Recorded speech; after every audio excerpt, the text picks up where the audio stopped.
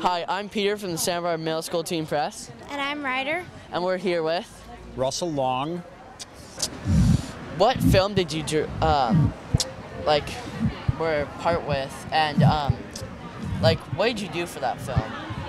Well, I was the executive producer on Someplace with a Mountain, and the film. You want me to say a few words about Yes, it? Please. It's the story of the producer and director, Steve Goodall, who was on a catamaran sailboat that he owned, and he sailed into the Pacific and landed on these remote islands in the Pacific, the part of a nation called Micronesia. And he went ashore and befriended some of the native people there. And this is an island with no electricity, no money. The people all work together. It's all very communal. They don't have a lot of news. There's no media. There's no radios. No TV. And after he became friends with them, one day he asked them, "Have you guys noticed any sea level rise on your islands?" And they said, "Oh yes, the sea has gotten higher. We now have salt water in some of our food crops, like the taro and the breadfruit. And we're not very worried though. We're sure that it's going to go back down soon." And Steve said, "Well, do you know about global warming?" And they said, "No, what's global warming?" And so then he went back to his boat and he pulled out his laptop and he had a video by Al Gore talking about global warming, An Inconvenient Truth, and so he showed them the video.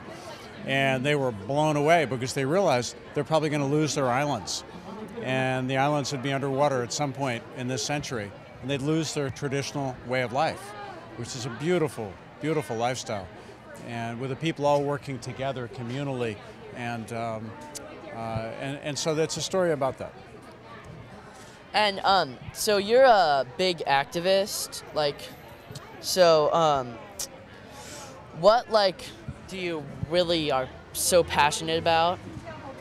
Well, global warming is just a huge issue, and we need to tackle it. Unfortunately, Obama doesn't seem to be able to get much done right now in Congress with a lot of congressional folks not interested in tackling the issue. And everyone in middle school today is going to be facing this issue as they get older. It's going to get more and more serious until we do something about it to reduce emissions from the United States. And how can we help spread the word on that? Well, I think everybody should consider sending letters to their congresspeople and senators and asking them to do something to reduce greenhouse gas emissions that cause global warming. And it's not just the United States, we have to do it all around the world. Everybody, every citizen has got to get interested and put time into this. Otherwise, it's going to spiral out of control. But I think we can stop it, but it's going to take action. Everyone's going to have to work on it together. So what keeps you going against helping prevent global warming every day? What's your motivation? Well, I don't think we have a big choice. It's like a car wreck that you know is coming, and you do everything you can to turn the steering wheel so you don't have a wreck. And some people think, maybe we're not going to solve every problem. We're going to have certainly some sea level rise, and a lot of people are going to get impacted by that. But you do what you can, and hopefully the worst consequences won't be so terrible if only we get going and everybody is working on it together. And what do you hope the younger generation can accomplish, in the future, about global warming? What do you hope they can do?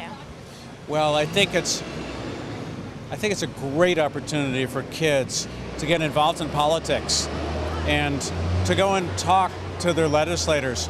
Even the legislators from Sacramento, like the assembly person from Santa Barbara or the state senator that represents Santa Barbara, and having a personal visit. I mean, if 15 or 10 kids wanted to go and visit with their representatives, I think the representatives would meet with you. And you could ask them, what are they doing to address global warming? And that, all by itself, makes them think about it more.